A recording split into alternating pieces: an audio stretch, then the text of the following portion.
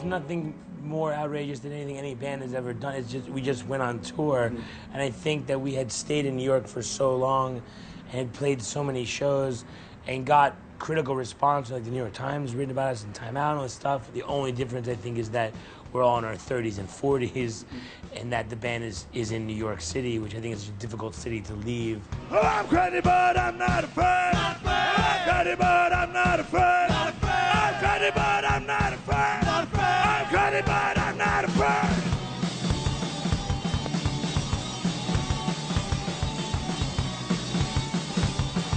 We've been on the road since February 1st, and we won't be home until April 1st. Originally, we were going to play about 10 shows, and we wanted to end up in South by Southwest, and then we were going to live here for a month. And record a record, because we have so many songs and parts of songs that we've only heard a couple times because we never record anything. Yeah. We added Sean to the band, and Sean and I went to a Russian spa in Coney Island, and we had eaten pot cookies, and the two of us went in this Russian spa. We were just like sweating it out, and we just decided it was January 8th, and we were like, let's just get the band on the road February 1st. Like, just tell everyone they have less than a month. Like, clear up all their stuff. Like, we're going. That was the catalyst. You know, they had made this weird decision, sweating on each other, to like put this thing together.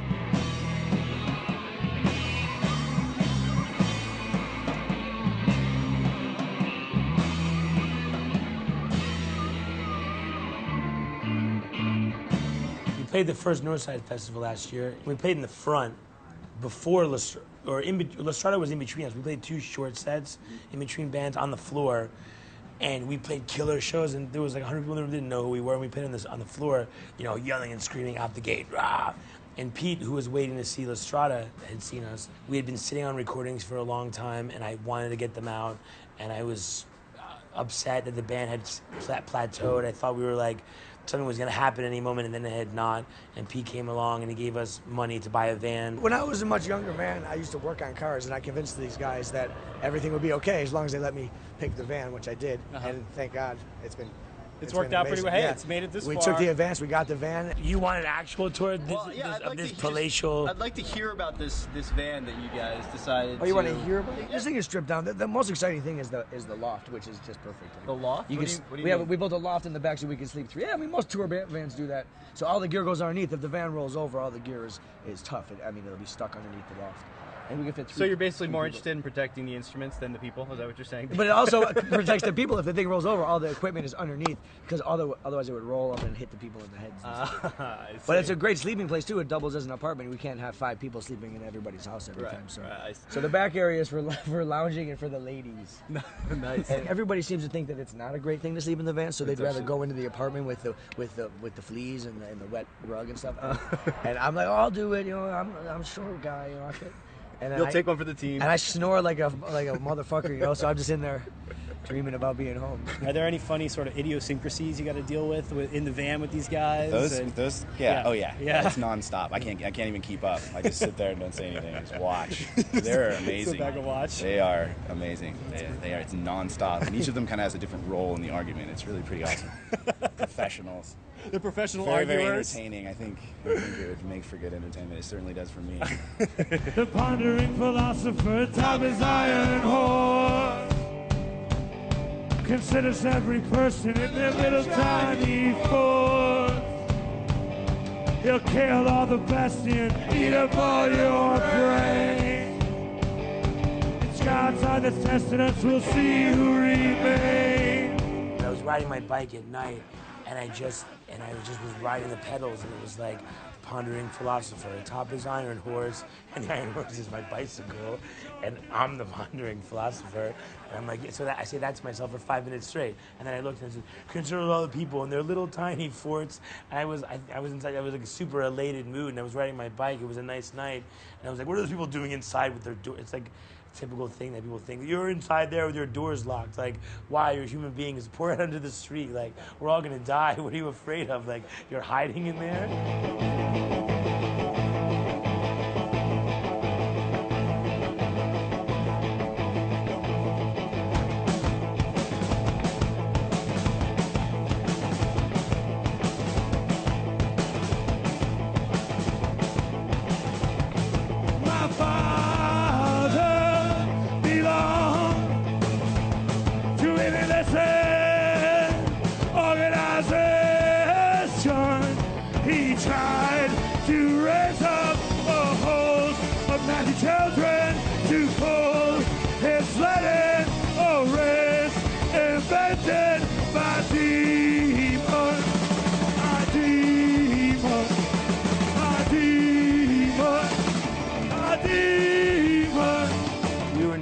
Orleans.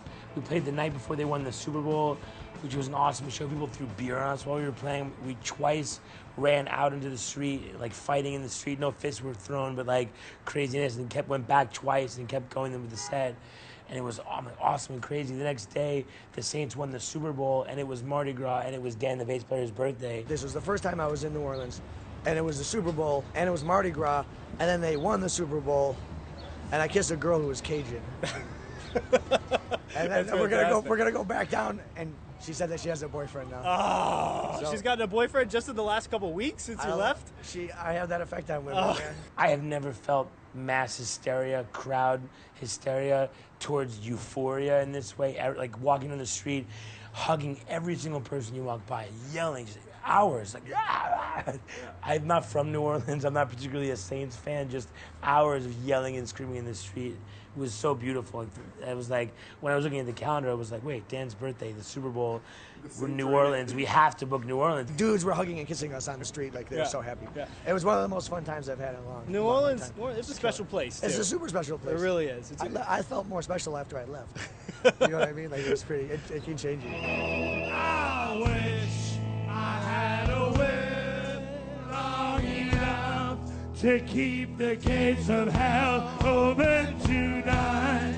I wish I had a whip long enough to keep the gates of hell open tonight. I wish I had a pearl round like the world to hold when I'm troubled. I wish I had a pearl round like the world to hold when I'm troubled. I wish I had a car made of steel for the cat and lightning fast.